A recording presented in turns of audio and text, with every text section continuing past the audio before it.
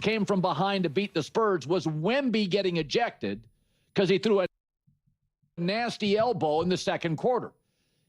If it was Bill Laimbeer, Meta World Peace, maybe a Dennis Rodman or a Draymond Green, hey, I'd suspend him for multiple games in the series. But it's Wemby. First time he's been ejected.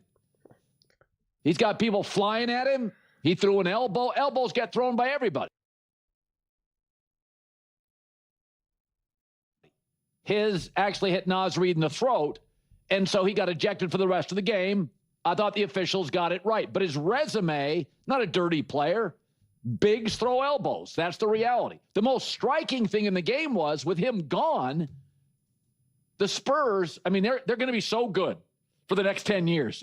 They are good. That backcourt could be the best backcourt. Splash Brothers, but more athletic for the next decade. It's insane. Dylan Harper and Stephon Castle, they're getting better every 6 months, every 6 weeks.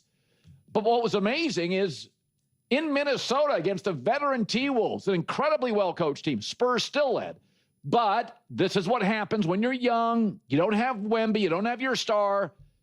Ant is now the best player on the floor. He's not playing at 100%. Got a banged-up knee, but he had 16 points in the fourth, and this is what it does. Playoff basketball is about 2 things. Number one, it's always been super physical. Referees let you play. That's why veteran, older teams usually prevail. The second thing playoff basketball is superstars eventually in big key moments rise above scheme. Right? You're not tricking anybody by game 3 of a series. So NBA history is not littered with 21-year-olds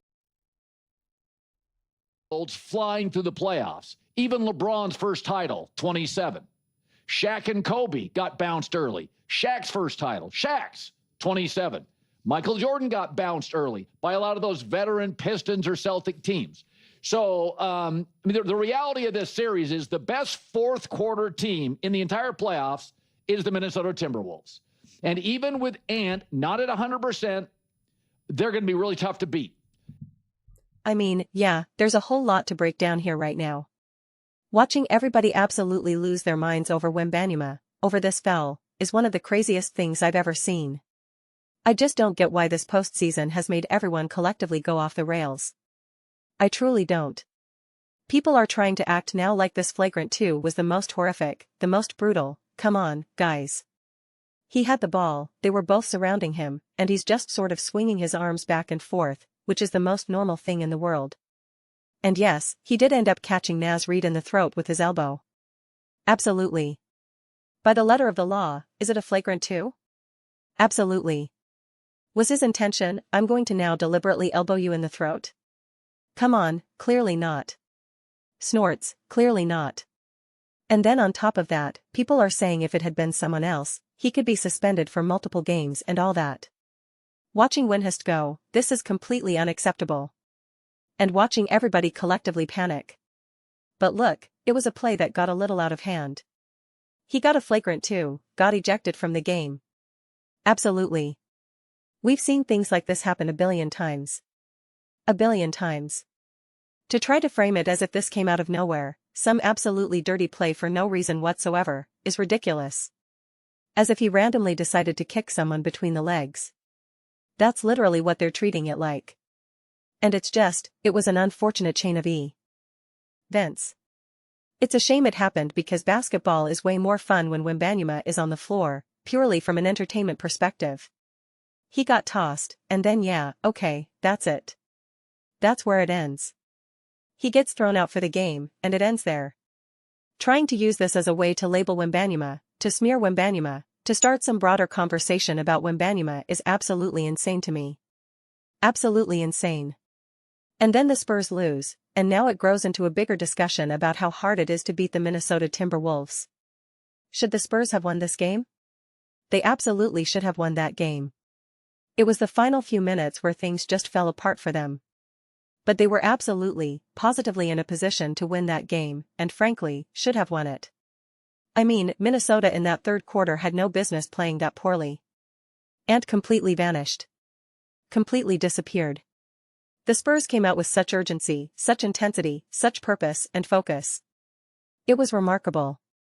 And I could just rip Minnesota for the lack of all those things in that third quarter. But then the Timberwolves did rise up in the fourth, and the Spurs did not, and they ended up losing, obviously. But again, that's a massive missed opportunity for the Spurs and a huge save for Minnesota. A massive save. Because obviously, it goes from 3-1 to 2-2. 2-2 is completely different from 3-1. 3-1 leads to, oh, back to being like, I don't know what Game 5 is going to low. Okay, like. Who the heck knows? You have no idea. So it definitely brings a level of intensity to this series that it was about to lack, right? About to lack. I think it was remarkable that the Spurs almost won without, well, they lost, right? So I'm not here to have some bigger conversation about the future of the Spurs right now, like Colin just did where he was like, this future is so bright. I care about today right now. I care about today. I care about what the San Antonio Spurs can accomplish this year, and this year is a championship. This year is a ring. That's what they can accomplish. And having Wembanyama get ejected and then losing Game 4 is a huge step back. I'm not saying it's over. I'm not saying it's done, because that's what everybody keeps doing. You know, it's like, oh my gosh, the Spurs lose and it's over for them. It's done. They're never going to win another game again. And then they blow out Minnesota and people go, oh god, nobody can stop the Spurs. And now Wembanyama gets ejected and they go, oh my gosh, I've never seen a play like this before. Oh my gosh, this is crazy. This is Draymond Green times 1,000. And it's just like, come on. Like, why are we driving ourselves insane with these conversations right now? But yeah, I just think that everybody needs to take a beat. Everybody just needs to chill. Everyone needs to take a big, deep breath. Wembanyama got ejected, flagrant 2. Unfortunate. Was it inherently dirty? Was it excessive? Absolutely. Was the intention to try to hurt Naz Reid or actually elbow him in the throat? Absolutely not. He was just kind of flailing, and then he definitely gave an extra little, get off me, bro, probably out of some irritation. Unfortunately, the way it all went down, hits him in the throat, has to be a flagrant 2, has to be thrown out. Spurs still played awesome.